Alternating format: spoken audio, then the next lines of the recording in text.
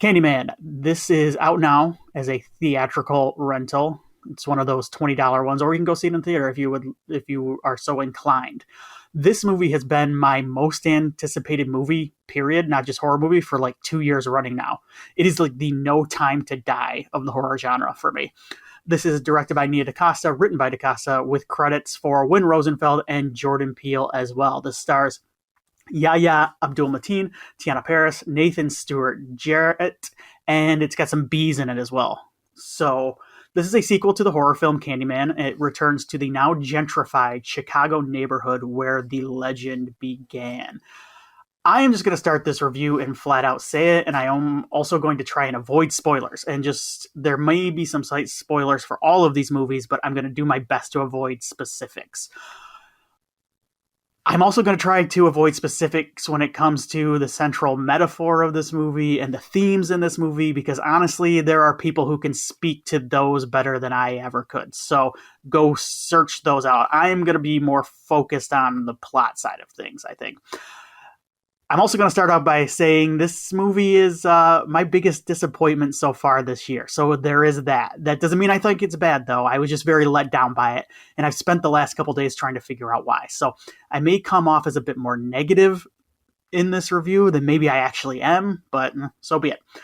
I touched on it a little in the intro, and while I said I wouldn't dive into the themes of this movie and what it's about too deep, it needs to be mentioned because this movie is about as subtle as a sledgehammer with those things.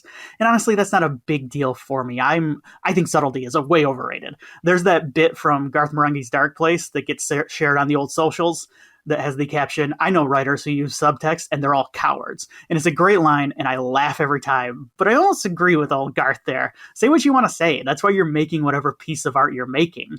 But that Garth Marenghi quote ran through my head constantly during this movie. When it comes to stating your theme, I think there is a line and this movie crosses it. And it does it really early in the movie. There are like two separate scenes in this movie where the characters explicitly discuss and argue about the metaphor of Candyman. And I laughed. It's kind of absurd, really. This movie says the quiet part loud to the point of being exhausting. And it says the quiet part loud and then louder and then constantly. And here's the thing. I agree with the movie and what it's trying to say. That's the thing. It's like when I watch one of those like 15-minute John Oliver bits and online, and I'm just like, yeah, John, get him. Like, yeah, that is bad. And I agree, but what is it doing other than kind of preaching to the choir? What is this? Is he changing any minds there? At least John Oliver tries to be funny and work in some jokes. The new Candyman movie is a movie that's so focused on its themes that for me, it forgot to tell the story, sadly. And that, in my opinion, the story is where you are more likely to draw people in and then change minds with what you are trying to say. So there is that. I think it was like a half hour in where I just went, hey, did I run a Candyman movie or did I walk into a college lecture hall talking about the original Candyman movie? Anyway, we'll dive into it a little bit. All that being said, I never want to be too negative toward a movie, especially a big budget studio release that is at least trying to be about something. And this movie definitely is. It's just incredibly didactic with what it's about. And I think its preoccupation with its themes, it sacrifices its story. And that leads me to my main problem with the movie outside of all those things, which is this movie ends up feeling very slight and almost more like a Candyman television pilot for me more than a full Candyman movie. And this is where I might get a bit spoilery. So I will do my best, but most of this movie feels like the first act and a half of a Candyman movie, and then it rushes through its third act. It's almost like if we got to the point in a Spider-Man movie where Spider-Man gets his costume and then he beats the Green Goblin in 15 minutes and the movie is over.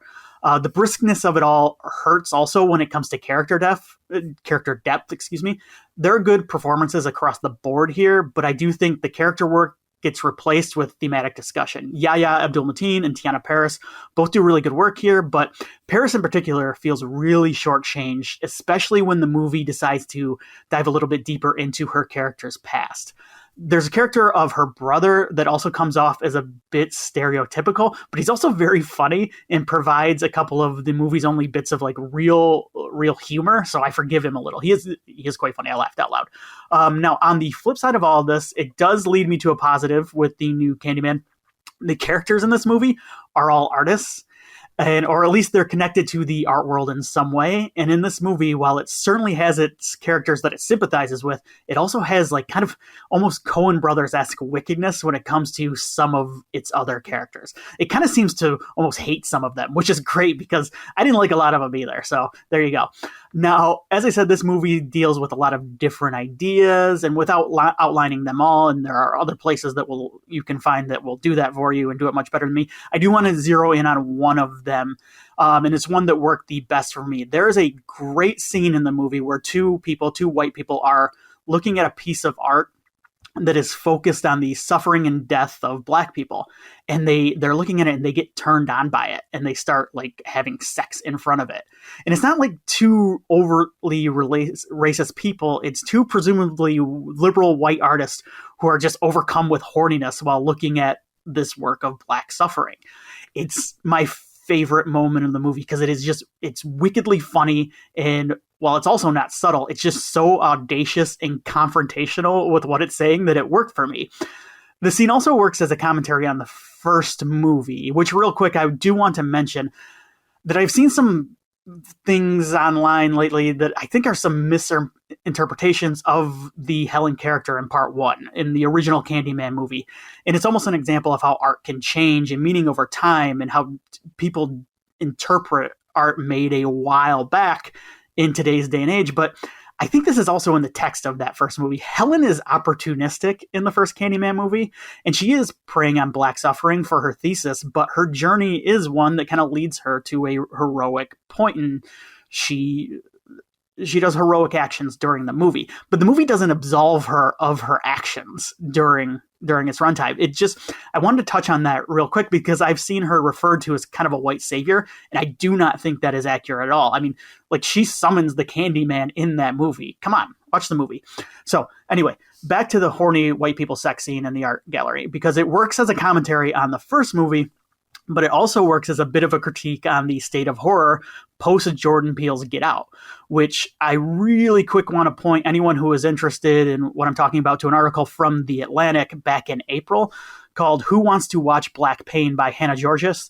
It takes a look at the focus on Black pain and trauma in works like Them, Antebellum, and also Lovecraft Country, and kind of the exasperation for Black viewers that can come along with watching those works, because I think you do have to ask yourself who's in charge of greenlighting these movies and series that focus on these things, and why exactly. So for me, that scene of horny whites also works as kind of a meta commentary on stuff like that, and something like Lovecraft Country, which ironically comes from Jordan Peele and his production company Monkey Paw Productions. This leads me to my last talking point real quick here, because I know I'm running long on this, which is Jordan Peele and Monkey Paw Productions. Now, I am aware, before I get started here, this is Nia DaCosta's Candyman. And I think it's her movie. It's an incredibly well-shot movie. I think it's well-directed. I think there are some incredible sequences, like the aforementioned one that I was just talking about. I do think there are some choices that kind of hurt some of the tension in some of the scenes, and I do wonder how many of those are on the script level, as I know there were some changes made to the film after early test screenings, and Peele's original script focused more on the Helen character, and I feel like you can feel some of that missing here. I think the way that it skips quickly through the middle part of the movie, where horror movies tend to get their most tense, is a factor in that kind of lack of tension for me as well. But Candyman kind of continues the streak, for me at least, since Get Out, of me kind of cooling on Jordan Peele a little bit and what he's been involved with, whether it's as a director, writer, producer, especially on the genre side of things. I liked Us quite a bit. I had similar issues with it, though, as I do with the new Candyman. And I kind of thought it was another draft away from being really good, another polish. I really disliked his Twilight Zone reboot. I didn't even think it was hit or miss like a lot of anthology series can be. I thought it was really bad. I jumped out of Lovecraft really early. I thought that was a bit overwrought. The first episode of Hunters was one where I looked at my phone for 90% of it, and now this was a letdown. So I'm not done. Like, this isn't me being hot takey. I'm not done with Jordan Peele or anything. I just bring this up because all of these movies and series have similar issues, similar problems for me, which is that my issues with them aren't with what they are saying, but more with how they are saying it. And I just wish there was a little bit more care taken with the actual story being told. Anyway, sorry, that was a bit rambling. So what I do here at the end of each review is ask, is this going to be on my honor roll? And unfortunately, I'm going to say no, this one is not. I'm not going to put this on my honor roll. I can't see this making my top 10 at the end of the year. I will say this, though. There's plenty of value here. Plenty of stuff to chew on. I also think this is the type of movie that on a rewatch with kind of recalculated expectations, maybe a bit more time to process the way too quick third act that honestly I didn't grasp everything in that third act. It might grow on me a little bit more, but as of right now, I can't say that I liked the new Candyman very much.